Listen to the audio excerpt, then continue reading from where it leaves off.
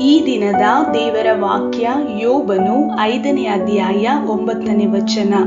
ಆತನು ಅಪ್ರಮೇಯ ಮಹಾ ಕಾರ್ಯಗಳನ್ನು, ಅಸಂಖ್ಯವಾದ ಅದ್ಭುತ ಕೃತ್ಯಗಳನ್ನು ಮಾಡುತ್ತಾನೆ ಎಂಬುದಾಗಿ. ಹೌದು ಪ್ರಿಯರೇ, ನಮ್ಮ ದೇವರು ಅದ್ಭುತ ಸ್ವರೂಪನು. ನಾವು ಗ್ರಹಿಸಲಾಗದ ಮಹಾ ಕಾರ್ಯಗಳನ್ನು ನಡೆಸುವನು. ಪ್ರಿಯರೇ, ನಿಮ್ಮ ಜೀವಿತದ ಯಾವೆಲ್ಲ ಭಾಗದಲ್ಲಿ ಅದ್ಭುತವನ್ನು ಹೊಂದಿಕೊಳ್ಳಲು ಎದುರು ನೋಡುತ್ತಿದ್ದೀರಾ?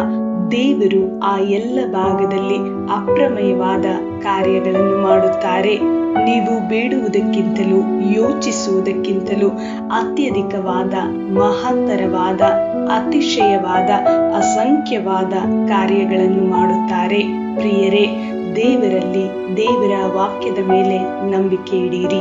ದೇವರು ನಿಮ್ಮನ್ನು ಆಶೀರ್ವಾದಿಸಲಿ. ಯೇಸು ಕ್ರಿಸ್ತನ ನಾಮದಲ್ಲಿ ಆಮೇನ್.